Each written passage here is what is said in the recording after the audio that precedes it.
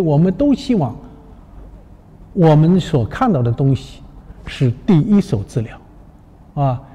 我们是从事文物工作的，就跟我们考古工作者也好，还是我们研究者也好，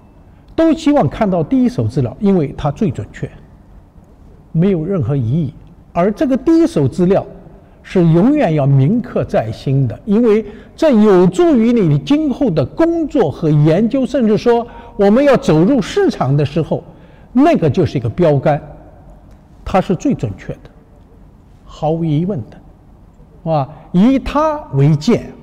再去看其他的东西，凡是与它相类的 OK， 如果与它谬之千里，那直接就不用说了。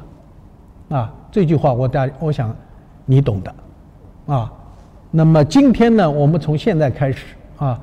就选了一部分这样的东西，非常干净的背景的这些东西和大家来进行交流。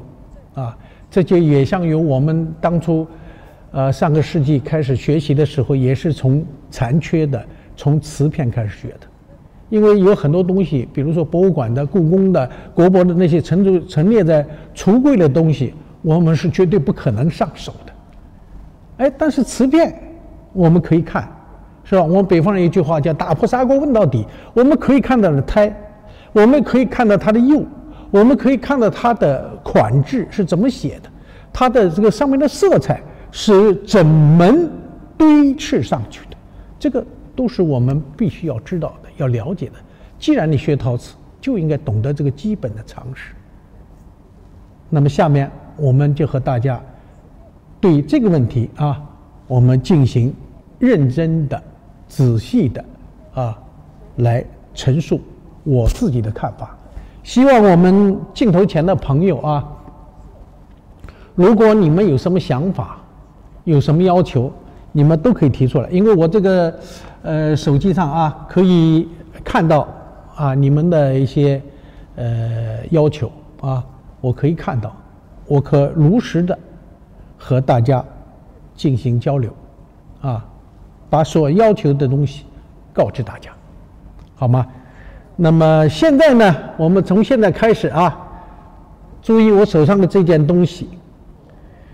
这个是一个皇帝的粉彩缠枝莲花纹的一个碗。那么当然这个碗我说过了，它是一个残器是残缺的，除了有崩以外，还缺了几块肉里边是白釉，外边是黄坐地这个黄就是我们粉彩当中最常用的，叫柠檬黄这个呢是我们一定要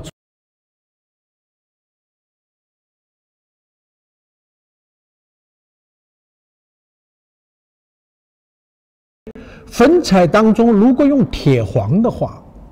铁黄是比较清澈的、透明的，它和周围的色彩如果用那样的黄在上面的话呢，和旁边的颜色是不搭的。所以我们的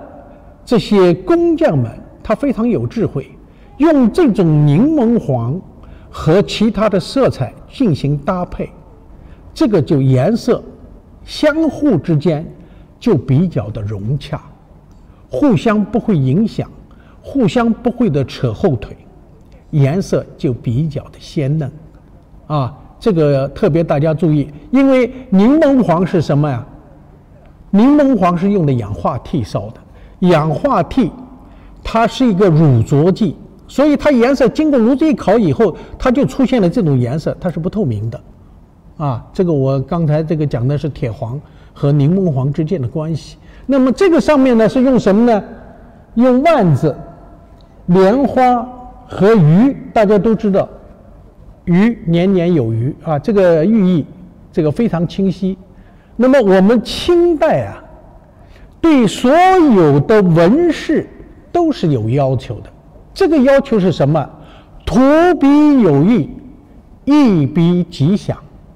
一定是有锐意的就是我们讲的一句话，叫讨个口彩，啊，让人一看，哎呀，很舒服，啊，这个图案好，吉祥、祥瑞，啊，非常舒服。那么我们再看一下底下，请把镜头推到跟前来啊，看一下底下贷款的。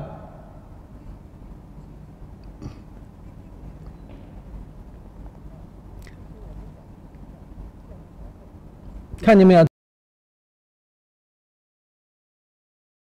款是什么呀？用矾红写的大清嘉庆年制6字3行铁线篆。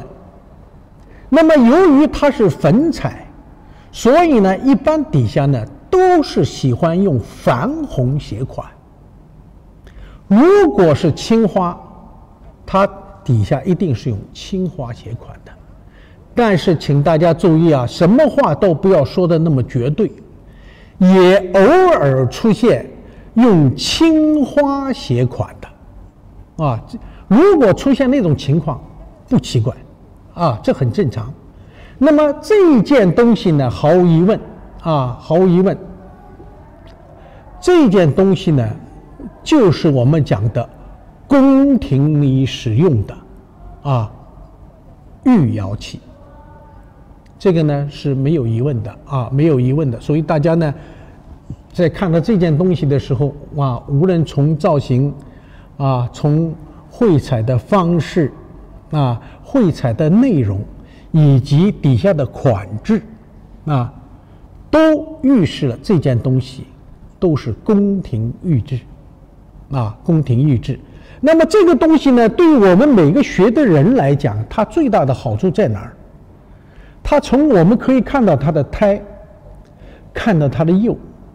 看到它的彩的厚度，这个是我们平时在学习过程当中，我们是不可能有这种机会的。而这件东西本身已经给我们看到了它的里边的结构。啊，也就是说，里里外外全部看了一个透彻。这对于我们理解这件东西，比如说它的分量，它的分量是因为它的胎体比较的细密，结构比较紧致，所以它的胎给你感觉有那种沉重感。从它的断面看，非常的细，没有一点毛孔。啊，可以看到有什么杂质啊，这个说明御窑厂里在陶炼技术方面是非常精细的。啊，再看这个釉里边的白釉，它的断面，它釉非常薄。它这个薄原因在哪儿？是因为它的胎特别的细腻，陶炼的特别洁白，所以它的里边这个釉啊就用不着施得很厚，因为这个釉是透明的，底下胎是洁白的，那么相过来互相映衬，使这个里边的白显得更加的滋润。那么但是有一点告诉大家，这个里边的白釉相较于乾隆雍正的白釉来讲，它略微有那么一点点的干涩。我们学鉴定的人要注意啊，这种干涩在嘉庆、道光时期这个官窑器当中是常见的。不要因为说，哎呀，这个东西好像和乾隆好像和雍正比起来，是不是这个釉上有点什么问题啊？告诉你，这个就是这个时代的特点，没问题。倒是现在我们有些想仿的人，倒还不太容易做到。就目前我讲的是现在目前市场上要想仿这种釉的人，想做到这个样子，可能不太容易，可能不太容易。我相信我们镜头前的有没有景德镇的朋友我不知道，有朝一日你们能做到这样，那我也佩服你们，但是从目前来讲，现在做不到，所以大家对这个东西不要怀疑，不要有什么怀疑。那么这是我要讲的这件东西。另外一个，大家注意一下，把镜头给我们推进了，看一下这个地方有一个橡皮膏做的一个当时的这一件作品的号码。这个橡皮膏就代表了这件东西从1957年到今天这个地方，这个标签上的号码就没有变过。说来的话也是65年了这个65年呀，这个标签都没动过所以这个就是它的标志也是它的身份证。那么再说一个什么问题呢？就是说这种东西大家一定要了解这个历史。嘉庆即位是在乾隆60年1796年即的位，他是退位，嘉庆皇帝继位，但是太上皇一直还在紫禁城里边指挥所有的国内的重大要事都是太上皇决定的，而这个嘉庆皇帝都是在旁边唯唯诺诺。真正等太上皇驾崩，嘉庆皇帝才继位所以呢，这个嘉庆皇帝和乾隆皇帝整体风格是不一样的。一来嘉庆皇帝继位，他的年岁已经不是几岁的孩子了，他已经有思想了，所以他要重振朝纲，惩治腐败。所以我们就在历史上听到和珅跌倒，嘉庆吃饱，就是惩治腐败的一个重大的案例。那么这个问题呢，也牵扯到了由于乾隆皇帝的挥霍，使国库银两已经趋于枯竭，所以惩治腐败，使嘉庆皇帝吃饱，也是回收了很多东西回来，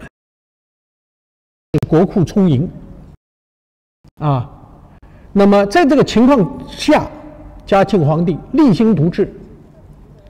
提倡节俭，所以呢，对这个瓷器的生产原来我们是1万两的，他把它减到5000两。嘉庆11年以后，在5000两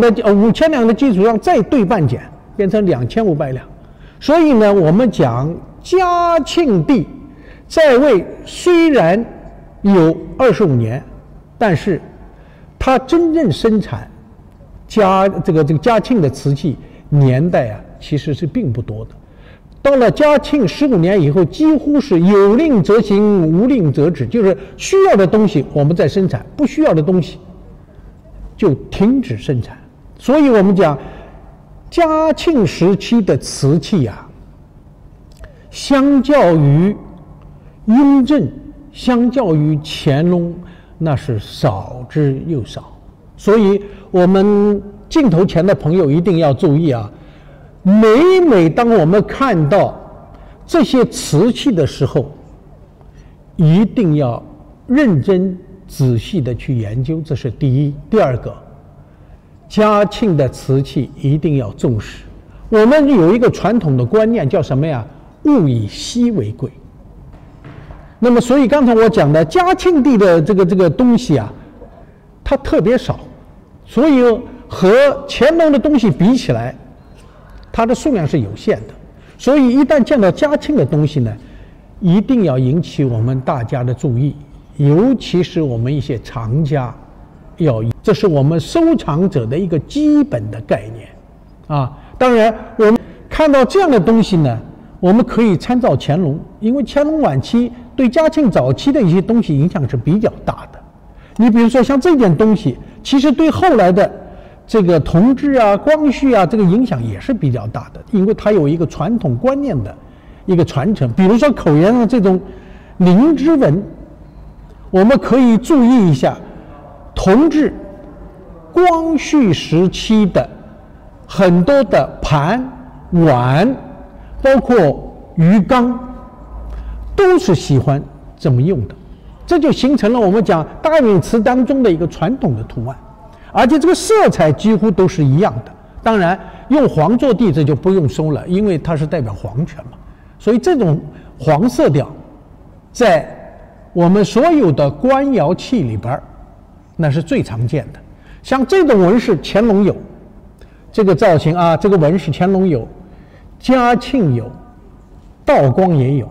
那么这个一直延续下去的。像类似像这样的东西呢，我们还基本上把它归到了这个大运瓷方面啊。但是难能可贵的就是因为这个东西的数量相对比较少，这个是引起我们每一个镜头前的朋友要认真注意的一个问题啊，也是我们在研究的时候呢要特别关注的。那么这是这个我讲的这么一个问题。另外一个呢，也还是要跟大家特别要强调的是什么？我们手上摸到的这个皇帝粉彩这种装饰技法，大家一定要注意，它是传承了珐琅彩的装饰技法，这是第一。第二，它是受铜胎珐琅的影响这是第二。第三，我们把这种东西都叫粉彩，这个历史才100多年，也就是光绪32年，公元1906年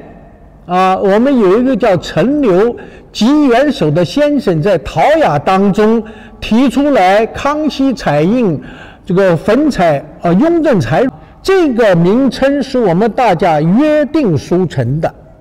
但是我们现在又有一个复古的思潮，把这种东西又称为洋彩。那么我请镜头前的朋友大家一定要注意，我们不要被这个名称所迷惑这个我们现在这个拍卖市场又提出这个观点来呢，实际上是有一点复古思潮的。这个容易呢搞得有一些初学者有点晕那么就搞不清楚什么是粉彩，什么是洋彩。告诉大家，用我们现在的观点，这种都叫粉彩，但是在光绪32年之前，这些都叫洋彩所以这个基本的常识也是历史的常识，镜头前的朋友我们一定要记住。这个呢我会不断的讲，反复的讲，目的是因为我们每次可能镜头前的朋友是不一样的，我们不厌其烦来讲这个问题，是提醒我们大家注意，不要被一些言论搅乱了自己的思绪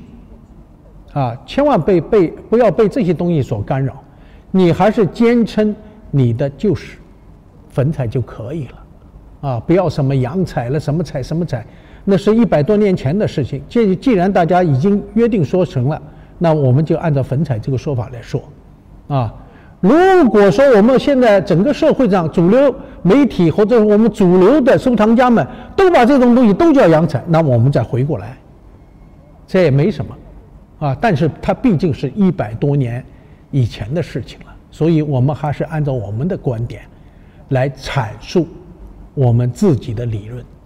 不要被社会上的一些思潮所干扰这个呢就是我们今天呢我就要特别要强调的一个问题。再一个呢，大家注意一下这种粉彩是最容易被仿制的。我们知道现在我们的这个科技水平很高了，很多东西是容易做到的，尤其我们对陶瓷的理解，尤其是对瓷器的理解，有些初学者呢不是特别明白瓷器它是硅酸源，是自然学科的结晶，它上面所呈现的这种颜色，都是化学变化的结果。那么这个里边有一个很重要的一条，它是用的天然的矿物料，还是用的我们现代的合成原料？这个是我们每个人要懂的，这是一个常识啊！不要光知道这个东西好不好，这个东西值多少钱，这种太浅薄了，没文化啊！这个是我们不值得这个去推崇的，而是要认认真真的要学到这个真正的知识，理解它真正的内涵啊。那么这种东西既然是天然的矿物原料，它一个很重要的原因，以后呢我在易趣谈里边可能会专门去讲粉彩这个专题。这个化学原料既然是天然的，那么和这个瓷器在结合的过程当中，通过炉子的烘烤和材料的配置，它会产生一些奇妙的现象。比如说我们手上摸的这个粉彩，它这个很多的彩有那种非常明显的凹凸感，这个是我们现在仿制的化工原料当中所不容易出现的一个现象。当然我相信那些仿制者他们也会绞尽脑汁把这种感觉给做出来，所以在没有做出来之前，我先给大家把这个道理讲清楚，让我们能够在这个之前能够学到这个知识，能够体会到的我们先体会，等以后再有什么变化我们再说。所以我们现在用手摸这个材料的时候这个你看我手上摸的这个莲花的花心，它的这种凹凸感就特别强。为什么？是因为它的材料底下要打玻璃白铺底，然后再在上面加蓝料彩。这种材料在经过温度的烘烤过程当中，这个化学颜料它吸附在这个材料的表面，它这个表面的这个张力会出现一个突出的现象。所以我摸的很多材料，有的地方非常光洁平滑，但有的地方呢就凸的就比较厉害。这个请大家注意，凡是底下用玻璃白打底的，上面再加彩，这个部位一定凹凸感特别明显。你比如说这个双鱼，这个双鱼就非常的平滑，因为它没有玻璃白打底，所以它不可能有凹凸感。所以在我们摸到这个器物本身表面的时候，它是高高低低，有平滑，有突出的地方有这种凹凸感。这个呢就是我们从视觉上感觉上都要做到整个能符合我们的要求，那这件东西就对了。但是如果说这些方面做不到，那你就要三思而行，要特别小心。那么好，这件东西这个我就讲到这儿那么请大家呢再认真仔细的看一遍这件东西，应该这个尺寸呢应该还是比较大的这么一个大碗，应该说是有点像敦实碗但是口呢稍微有点撇但是整体呢这个色彩胎釉这些方面呢都还是比较的艳丽有那种富丽堂皇的感觉给人感觉呢赏心悦目，很舒服很舒服，说明这个宫廷御用器它的要求非同一般，应该说是比较高的。所以我们在看这种东西的时候呢，一定要这个多多认真仔细的去研究它去认识它，而且呢把看到的东西一定要铭刻在心这样的话你才可以认真的、仔细的去甄别别的东西的时候，你有一个很好的参考资料啊。好，这件东西我们就讲到这儿啊。这个是一件非常难得的一件宫廷的这个御用器。行，我们现在又来了一件啊，这件东西是有点意思的，大家看一下。这一件呢是一个，我们拿个镜头把它对一下吧，好吧？因为这个东西呢比较小。这个呢像一个鸭蛋型的，或者我们叫它卵形的一个水唇，也有把它叫水鱼的那么我们首先看的是造型首先看的是一个造型。第二个我们要看的是什么呢？这个是一个叫什么呢？我们现在叫白花不落地。百花不落地我这个普通话不标准请大家原谅，我的普通话不标准，叫百花不落地，开光花鸟纹这么一个水唇。这边呢是一个鹌鹑，这个菊报平安这边呢是芦燕这个两边都有图案的这件东西呢遗憾这是已经破损了，但是把它粘合起来的粘合起来的。但是呢这个上面的色彩呢用我们的现代话来讲呢，有点叫小清新小清新。那么再请大家，哎呦，这个底下我正好不好碰它。那不管怎么样吧，我们把镜头推进吧。这个因为它底下有一个50年代的一个它的一个标签在上面我也没办法撕，一撕的话就掉了。这是人家的这个标志性的一个标志，我不能把它扯开。大家注意一下上面的款，上面是一个什么款？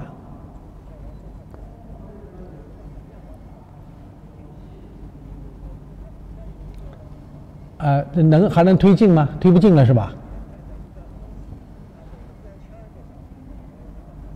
好，这个实在推不进了呢，只好我来说了这个是上面呢是一个方框款，里边用篆书写的“居仁堂志”4个字居仁堂志。那么是用矾红写的。那么这一件东西呢，大家要特别注意一个问题居仁堂跟历史上的一个非常重要的人物有直接关系。这个是谁呢？和袁世凯有关和袁世凯有关。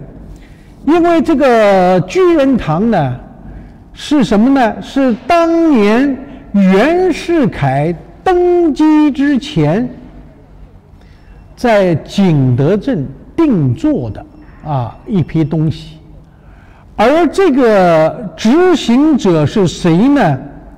是他的一个叫什么呢？袁府的庶务师承，叫郭宝昌郭士武。这个人呢是一个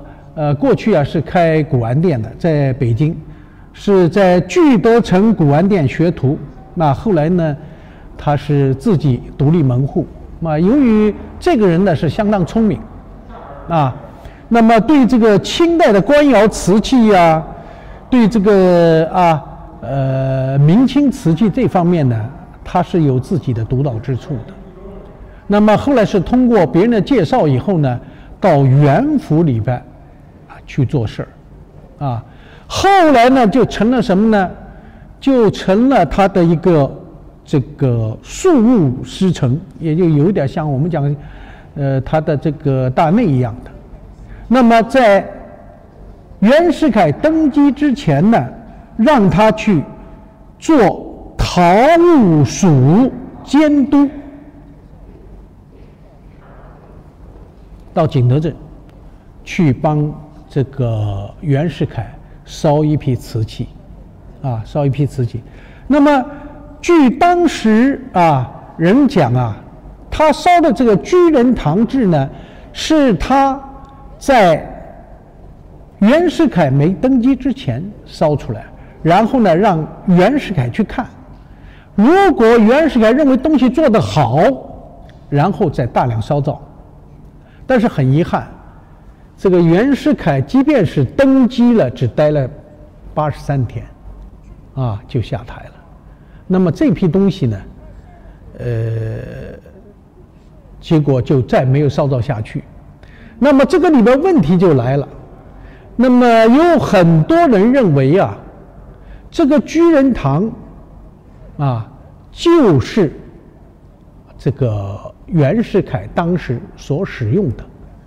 对于说有洪显年制和洪显玉制一说呢，基本上都采取了否认的态度就包括郭士武自己本人也不承认